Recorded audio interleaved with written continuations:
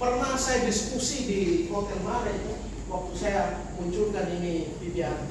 Baik kali itu orang gila. Kenapa? Dia lakukan itu aturan internasional. Apa itu? Masa usia kalender, usia tumbuh kembang anak belum bisa duduk, dia latih berdiri.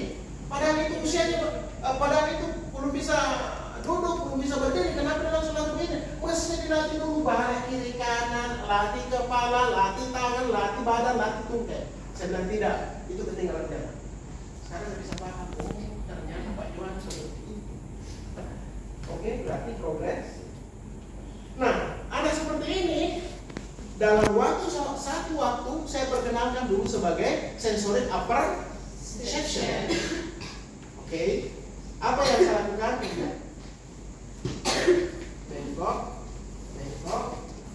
naik. Oke, karena NDD itu prinsipnya apa? Grip, facilitation, kemudian lakukan. Hei, kenapa ketawa?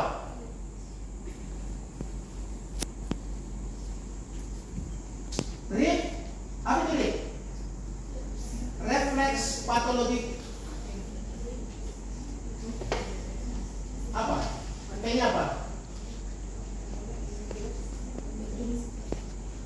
Protection. Grip, refleks patologik movement. Jadi grip, refleks patologik, posture protection. Yang kedua, ring, refleks patologi movement protection. Yang ketiga, facilitation sesuai dengan tumbuh kembangnya. Dan yang keempat, dilakukan secara urut, mulai dari kepala. Komponen kepala ada mata, penglihatan, pendengaran, komponen tangan, komponen badan, komponen tungkai. Paham? Paham ya? Itu proses pembelajaran dari NDT atau obat. Jadi saya read ini, saya proteksi dia punya apa? Postur pada tungkai supaya tidak bergerak kemana-mana nih. Saya proteksi dia punya tangan supaya tidak bergerak kemana-mana. Baru saya fasilitasi penglihatannya. Halo, ini gambar bagus sekali. Lihat. Ya, ini cuaca, oke, ini apa model dan sebagainya. Maka matanya yang saya fasilitasi. Karena menurut obat, jangan kamu fasilitasi di tempat lain sebelum kamu fasilitasi kepala. Kenapa? Sumber pertama ilmu pengetahuan dari kepala, dari mata, dari hidung, dari mulut, dari pendengaran.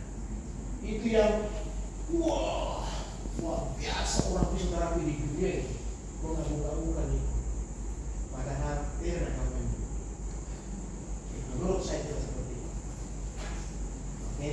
Jadi saya berikan secara simultan satu waktu. Setelah itu saya rangsang. Saya tarik ini, dia sudah mulai ada kelemahan. Saya tarik ini, dia sudah mulai ada kelemahan. Saya tarik ini, dia sudah mulai ada kelemahan. Oke. Meskipun kalau belum bisa dan seterusnya, meskipun dibantu. Oke. Nah, ini namanya RIP, Reflex Inhibitory Posture Protection. Ini yang saya inhibisi, ini yang saya inhibisi, lalu saya fasilitasi penglihatan atau komponen kepala. Komponen apa di kepala? Mata, mulut, hidung, dan telinga. Kalau saya bilang, lihat itu kucing, dia melihat. Dan dengan suara saya, kalau dia menoleh ke kucing tersebut. Betul? Berarti ketika dia lihat kucing, berarti matanya saya sudah rasa. Ketika saya mengatakan ada kucing, berarti auditifnya saya sudah rasa. Kalau saya bilang, ini warna apa? Kau bilang merah. Saya rasa dia punya paham ya saya maksud? Oke. Nah, kamu di sini saja dia angkat kepala meskipun usianya sudah 1 tahun. Kalau saya setelah saya latih semuanya ini, saya latih dalam waktu ini juga. Kemudian saya kasih begini, Kemudian saya suruh angkat pantat, agak saya kiri-kiri, dan seterusnya. Miring, setelah itu like this, setelah itu ini saya inhibisi, setelah itu duduk. Tekan ke bawah. Tekan. Saya latih tak? Tekannya ingat? Betul ya? Setelah itu duduk. Tegak. Aproksimasi badannya. Betul? Betul? Kemudian tangannya lagi. Ini lagi. Tegak. Kemudian ambil ini. Tangan yang satu. Ambil ini. Lihat ke sana dan seterusnya. Oke, setelah itu ada meja di sini. Anggap ini meja. Saya kasih mainan. Yang main. Setelah itu meja yang tinggikan, saya klik pantat. Sekarang yang saya latih adalah tungkai adalah eksperitas aproksimasi. Setelah itu saya tinggikan mejanya. Lalu setelah itu saya kasih begini kakinya. Setelah itu saya pilih, dia berdiri. Kenapa saya latih berdiri? Karena usianya 1 tahun. Paham? Seperti ini. Aproksimasi. Selesai. Jangan ditambah berjalan berlari karena belum sampai usia tumbuh kembang sesuai dengan usia kalian. Paham nih? Nah, ini yang saya kembangkan sekarang. Tetapi karena saya dipaksa Ibu Hikmah bawakan yang DT, maka nanti saya akan bawakan yang DT. Oke, tadi saya no way, saya tidak pakai itu. Oke, dan langsung berdiri. Satu kali datang langsung berdiri. Tahan, dorong, terus. Lalu saya bilang, ambil ini bola, loncat. Ambil ini bola, loncat. Ambil ini bola, loncat. Setelah ini selesai menurut teori ini, maka baru kau latih sensorik harusnya. Paham? Ambil ini nasi, bawa ke mulut pelan-pelan. Oke? Tentu dia lebih mudah lakukan ini. Karena apa? Sensor motorik kasarnya dia sudah lakukan terlebih. Paham ya? Oke, lanjut. Sama. Nah, bagian-bagian yang umumnya tidak berkembang pada anak Indonesia saat ini dan seterusnya baca, dan itu yang membuat refleks inhibisi posture. Paham ya? Paham ya? Nah, tidur terlentang like this, dan dia. Ini postur kaki, baru saya kasih contoh kamu. Anggaplah anak saya spastik lah, kepalanya begini, bukan perut, itu, lalu ini tangannya seperti ini. Ini lagi, ya. Kemudian ini seperti ini, kemudian ini seperti ini. Nah, persis refleks. Ini adalah anak spastik. Oke? Nah sekarang kalau saya latih kepalanya tanpa saya inhibisi posturnya, di postur badannya, di postur tangannya, di postur tungkainya tidak akan bisa terkonsentrasi untuk memfasilitasi kepala. Maka saya harus lakukan ini. Ini saya sudah inhibisi untuk ekstremitas inferior like this.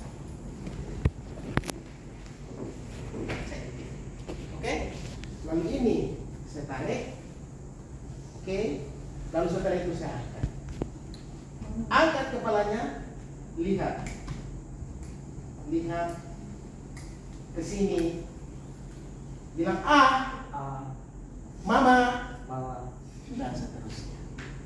Oke, saya bilang dia dengar berarti audit. Dia sebutkan mama berarti dia lakukan vokal.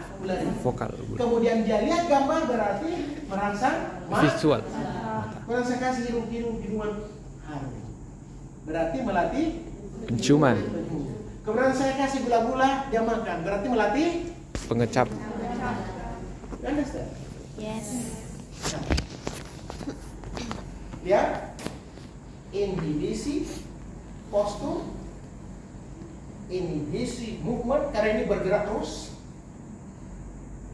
Lalu fasilitasi komponen ke Kepala. mata, hidung, mulut, benar. Understand? Yes. Oke. Ini kira-kira kalau hati ini kira-kira 2-3 minggu belum tentu dia bisa ada kemana. Selalu dulu. Oke? 1. 2-3 minggu nih belum tentu bisa ada kemana. Sekarang teknik berikutnya. Saya latih komponen Tangan. like this. Like this. Oke. Ini saya inhibisi, lalu ini saya inhibisi movementnya, inhibisi posturnya, lalu tangannya ke atas. Setelah itu saya tarik, tekan ke bawah. Sebentar lagi. Paham? Paham?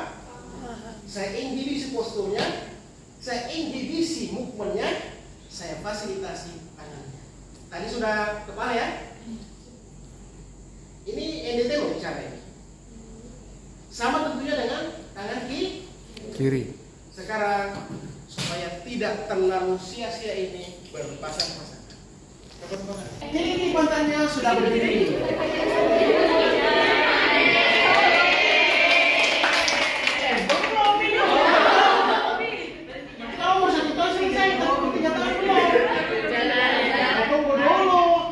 Nah sekarang setelah begini, aproksimasi badannya, aproksimasi pinggangnya, untuk kedua tungkainya kasih mainan, oke? Sudah? Sudah? Nah sekarang turun. Anggaplah kau latih di tempat tidur, tidurnya begini. Sekarang latih kedua tungkainya, oke? Kedua tungkainya dilatih, diluruskan lututnya seperti itu. Kemudian berikan mainan di sini mulai dari sini ke sana. Baru dia jalan sambil jalan miring, jalan seperti ini. Ambil ini. Nah, dia sudah dilatih Oke.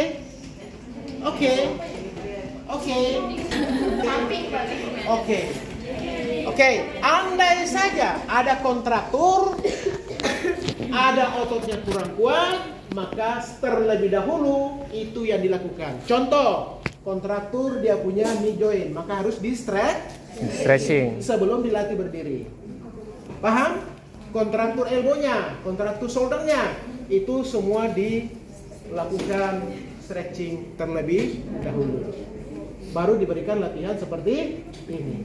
Setelah ini jalan seperti ini, kita kasih berdiri begini. Baru setelah itu kita pegang kedua tangannya seperti ini, lalu kita berikan bola. Oke.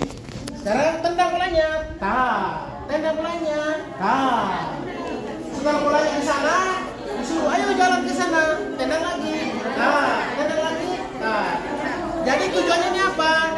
Tujuannya adalah bagaimana melatih gerakan kasar sekaligus melatih berjalan. Sudah mengerti bukan? Ini lanjutkan.